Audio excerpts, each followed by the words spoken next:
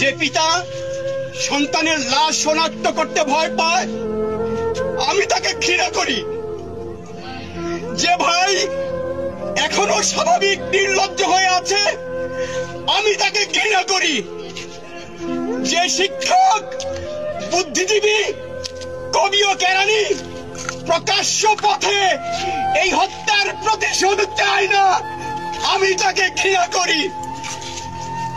এই মৃত্যু পতাকা আমার দেশ না, এই জল্লাদের উল্লাস মঞ্চ আমার দেশ না, এই বিস্তীর্ণ শ্মশান আমার দেশ না, এই রক্ত স্নাত কসাইখানা আমার দেশ না।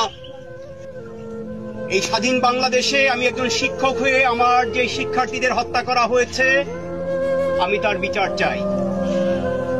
আমার যে শিক্ষার্থীদেরকে সারা বাংলাদেশে গুম করা হয়েছে, পুলিশ ধরে নিয়েছে, আমি তাদেরকে ফেরত চাই। আমার যে শিক্ষার্থীরা এখন ঘরে ঘুমাতে পারে না আমি তাদেরকে ঘরে ঘুমাতে দেওয়ার পরিবেশ চাই। আমি আমার শিক্ষার্থীদের নিরাপত্তা চাই। আমি আমার শিক্ষার্থীদের তাদের পরিবারে ফেরত চাই। আমি আমার শিক্ষা প্রতিষ্ঠান খুলে দেওয়ার আহ্বান জানাই। আমি আমার শিক্ষার্থীদের নিয়ে আমার ক্লাসে ফেরত যেতে চাই। বুলেট আপনি দেখেছেন বাবা মায়ের আর্তনাদ, অভিশাপ আসমান কাঁপে, আপনাদের কাঁপে না, তার কাঁপে না? অভিশাপের ভয় হয় না?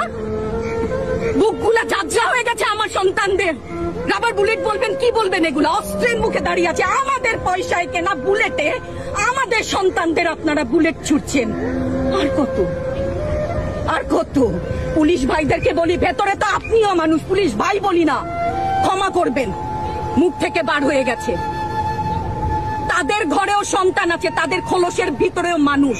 যারা এখনো ঘরে আছেন তারাও জানেন আর কতদিন ভয় পাবেন। ভয়েই থাকেন। একটা মারবেন 10টা আসবো, 10টা মারবেন লক্ষ আসবো। সারা দেশের মানুষ, মা বাপ সব একসাথে দাঁড়াবো। ওদের সন্তানকে মানুষ করার জন্য আমাদের কাছে, শিক্ষকদের কাছে পাঠিয়েছিল। কি জবাব দিব? আমার তো কোনো মুখ নাই, আমি শিক্ষক, আমার ভাষা নাই। তাদের কাছে হাত জোড় করে মাপ চাই। নিরাপত্তা দিতে পারি নাই, নিরাপত্তা দিতে পারি নাই। সমস্ত বাহিনীকে বলছি, আর একটাও গুলি আমার সন্তানের বুকে গুলি চালাতে চাস? এই যে আমি হাত উত্তোলন করেছি,